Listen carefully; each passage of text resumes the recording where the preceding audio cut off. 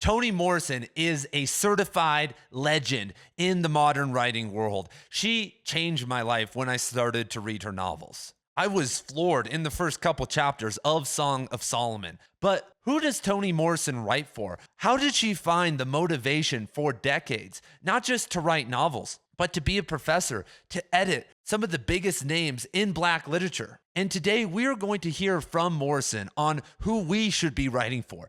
And her outlook is probably the most enlightening that I've ever heard on this topic, because it's really easy to get caught up in worrying about how book talk or modern publishing houses have ruined everything and be all pessimistic. But Morrison's optimism is what I try to bring to the table every single day when I write, when I teach high school students, and when I come and bring videos to you guys.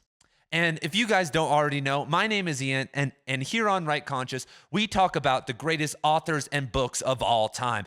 And Morrison falls into that category. So if you guys want to see more videos on how to become a better writer and other great books, I would love to have you, and let us now hear from Morrison. I write what I have recently begun to call village literature, fiction that is realty for the village, for the tribe, peasant literature for my people, which is necessary and legitimate, but which also allows me to get in touch with all sorts of people. I think long and carefully about what my novels ought to do. They should clarify the roles that have become obscured.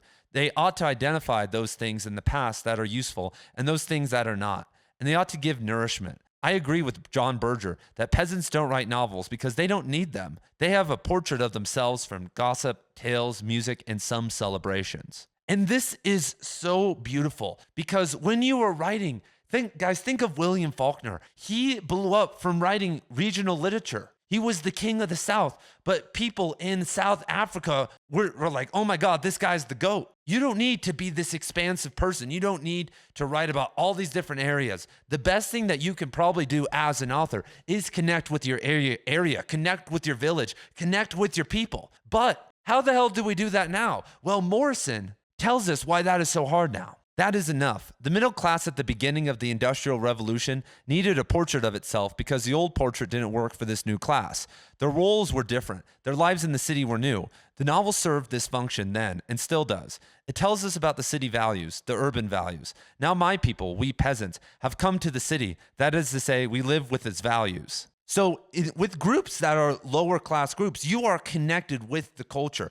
And this we could talk about in America, obviously, Black Americans, but, new Irish immigrants, Italian immigrants, the Jews, Native American people all throughout, history. But they know themselves. But right now, do you understand the portrait of who you are and the movement you are in? And the answer may be no. And that's why we turn to social media and pop culture to be told what to believe, what to wear. All my high school students who are mostly middle to upper class students who live in suburbia are so disconnected that all of them, literally, not all of them, but some of them look like a talk. They've become talkified. Oh, there's goth talk. There's country talk. There's jock talk. Like, it's really weird. And I've been teaching for long enough to have seen what happened. I remember the day TikTok got released and became a big deal. And things haven't been the same since. I was in school when Instagram and Facebook and MySpace came around. No big deal. Anyway, as adults, we feel the same way. That's why we turn to long-form podcasts, buy merch, and do these things because we want to be and find these roles. And as novelists, of course, we are thinkers. We are intellectuals. We are, most of the time, more intelligent than the average everyday person. But most importantly, to become a great novelist, you have to feel, you have to notice, you have to connect. This job isn't about being a reclusive genius, everyone. And that's the problem. I love to get, super meta and read Infinite Jest and Gravity's Rainbow. But what is Infinite Jest about? And I can give you the explanation. Trust me, I've had to read it multiple times, and I've researched and talked to a bunch of people, so I can tell you. But who is it about? What is it about? Somewhat hazy. But when you read Sola or Song of Solomon by Toni Morrison, you know what it's about. You know who it's speaking to. You know who it's giving light to, and it's nourishing your soul. And if you guys want to get serious about reading serious books, I run the Write Conscious Book Club, where we are currently reading 11 books at once, and you don't have to read all of them. But every single week, we are currently reading reading these books: Gravity's Rainbow, Infinite Jest, Moby Dick, multiple Cormac McCarthy novels, and more. And If you guys can't make the weekly book club calls, which are also recorded and posted, I host daily office hours where I talk about reading, writing, philosophy, and a bunch of cool stuff. I also host a writing group and have courses on Cormac McCarthy, David Foster Wallace, and plan in the future, whenever you are seeing this, to add a ton more content. So if you want to support me, support this channel, meet other people, get some accountability for your writing and accountability to read real literature, I would love to see you guys over there, and let's get back to the video. And that is the entirety of Writing Conscious. If you can add non-chronological ordering and postmodernism and crazy stories, all the better. But if you don't have step 1 down, then get the fuck out of here. So restart, please. And continuing with Morrison's quote, there's a confrontation between old values of the tribe and new urban values. It's confusing. There has to be a mode to do what the music did for blacks, what we used to be able to do with each other in private and in that civilization that existed underneath the white civilization.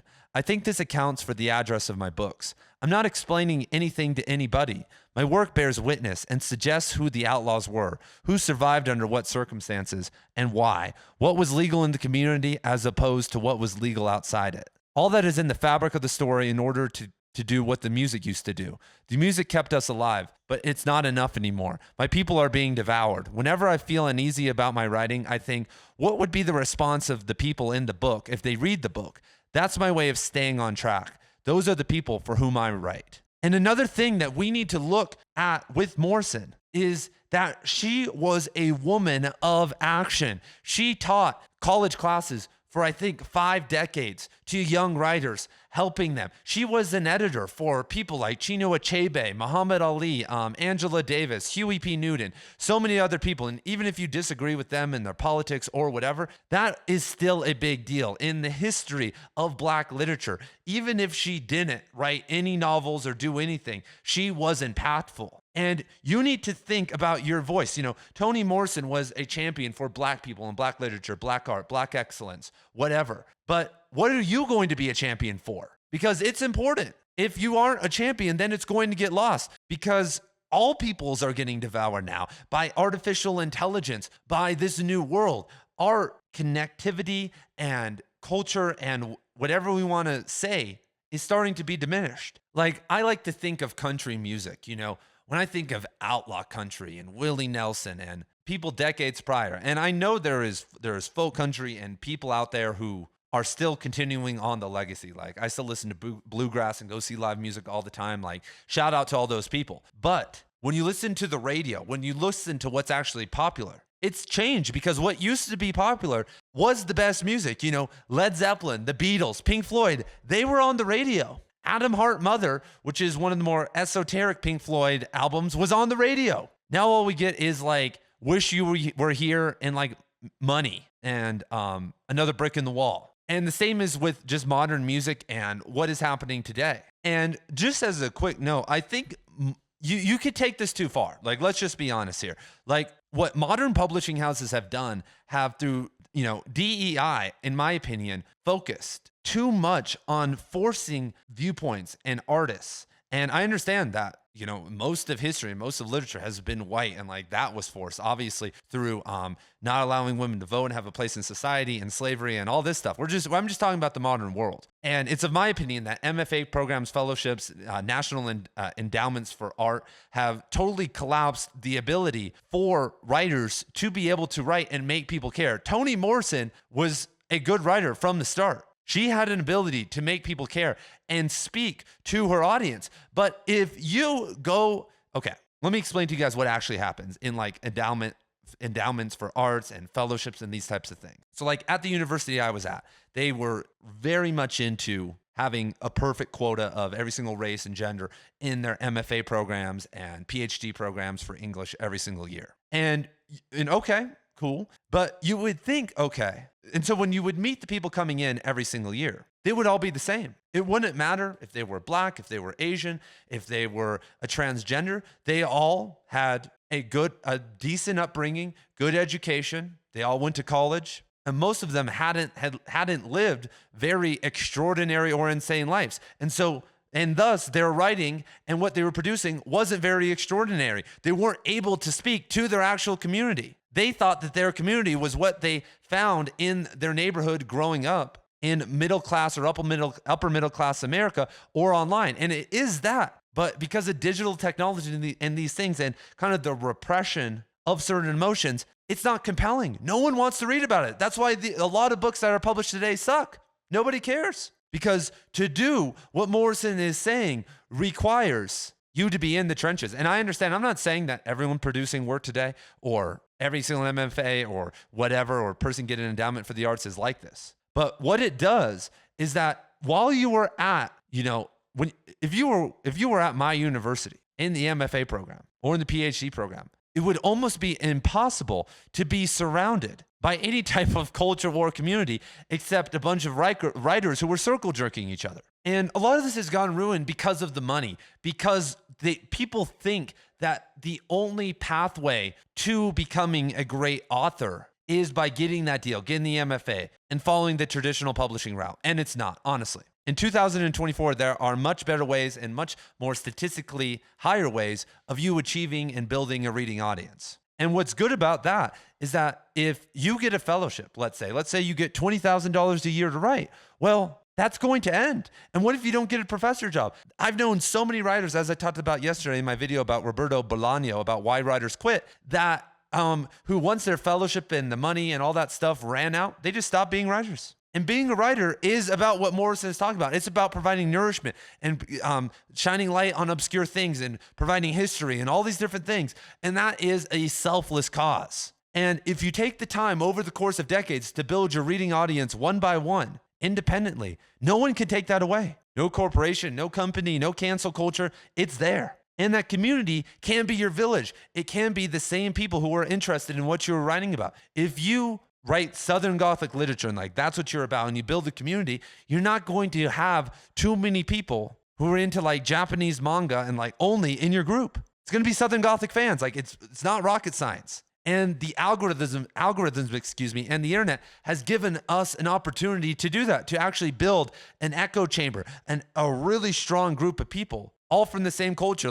Maybe out here in your suburban environment, you aren't connected with people of your ancestral heritage or your belief system, but online, like this, you can get connected to them. But how should you write to those people? And continuing, Morrison says, quote, "As a reader, I'm fascinated by literary books, but the books I wanted to write could not be only, even merely, literary, or I would defeat my purposes, defeat my audience. That's why I don't like to have someone call my books poetic, because it has the connotation of luxuriating richness. I want to restore the language that Black people spoke to its original power, that calls for a language that is rich but not ornate. I stand with the reader, hold his hand, and tell him a very simple story about complicated people. I like to work with, to fret, the cliche, which is a cliche because the experience expressed in it is important. A young man seeks his fortune, a pair of friends, one good, one bad, the perfectly innocent victim. We know thousands of these in literature. I like to dust off these cliches, dust off the language,